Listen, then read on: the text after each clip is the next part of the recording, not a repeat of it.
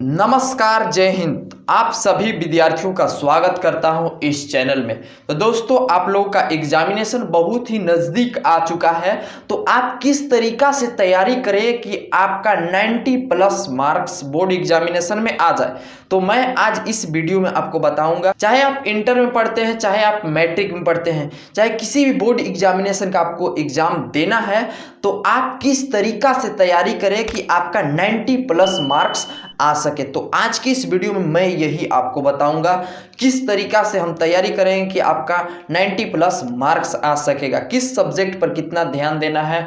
मान लीजिए आपके पास 5 सब्जेक्ट है, 6 सब्जेक्ट है, एक एडिशनल सब्जेक्ट होता है, 5 सब्जेक्ट है, तो आप 5 सब्जेक्ट को किस प्रकार आप फोकस करेंगे, कितना को किसको टाइम देना है, इंग्लिश को कितना टाइम देना है, हिंदी को कितना टाइम देना है, मैथ को कितना टाइम देना है, सोशल साइंस को कितना टाइम देना है, साइंस को कितना टाइम देना है, ये चीज़ आपको कंटेंट में बताऊंगा। तो चलिए शुरू कर लेते हैं। शुरू करने से पहले मेरा एक रिक्वेस्ट है, आप अगर इस चैनल में न्यू जुड़े हैं तो चैनल को पहले सब्सक्राइब कर लीजिएगा और बेल आइकन को प्रेस कर लीजिएगा, ताकि हमारा इसी तरह का लास्टेड न्यूज़ और आपका बोर्ड एग्जामिनेशन का विस्तृत जानकारी मैं ला सकूं और आप अच्छी से अच्छी जानकारी प्राप्त कर सके। तो चलिए शुरू कर लेते हैं। सबसे पहले हम 10वीं क्लास के विद्यार्थियों को आपको बताते हैं कि आप किस तरीका से तैयारी कर सकते हैं।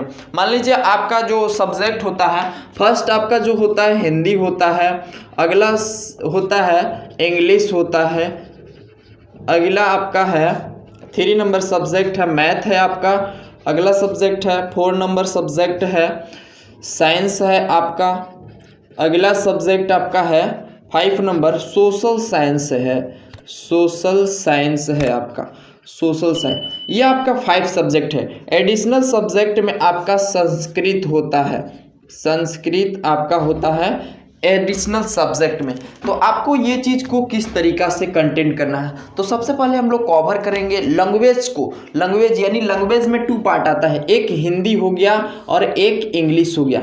ये दोनों को हम लोग किस तरीका से कन्वर्ट करेंगे। मान लीजिए आप हिंदी पर कितना टाइम दे रहे हैं और इंग्लिश पर कितना टाइम दे रहे हैं। हिंदी को मान लीजिए आप सुबह में पढ़िए और इंग्लिश को शाम में पढ़िए, मतलब एक साथ लैंग्वेज को आप मत पढ़िए। मान लीजिए आप सुबह में हिंदी और इंग्लिश पढ़ते हैं तो अलग अलग टाइम दे दीजिए, यानी सुबह में हिंदी पढ़ लीजिए, शाम को इंग्लिश। चाहे आपको जो चीज़ अच्छा लगता है, शाम को हिंदी पढ़ सकते हैं और सुबह में इंग्लिश पढ़ सकते हैं।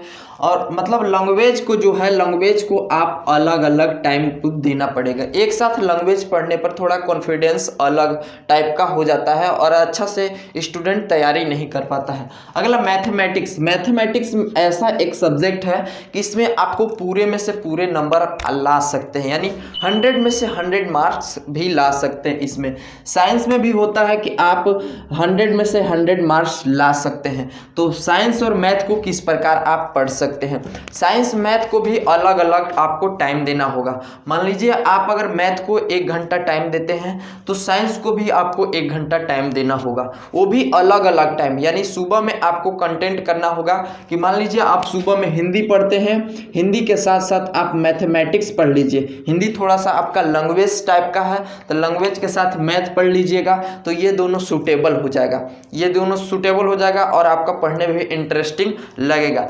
इंग्लिश के साथ साथ आप पढ़ सकते हैं सोशल साइंस पढ़ लीजिए। इंग्लिश और सोशल साइंस एक साथ आप पढ़ सकते हैं। जैसे इंग्लिश आपका इंग्लिश लैंग्वेज का है, इंग्लिश पढ़ने के बाद थोड़ा आपको राहत भरी महसूस होता है। और सोशल साइंस भी आप उस वक्त पढ़ सकते हैं जो पुराने तथ्य यानी हिस्ट्री का हो गया, जियोग्राफी हो गया, पॉलिटिकल साइंस हो गया, इकोनॉमिक्स हो गया, ये चीज़ पढ़ सकते हैं।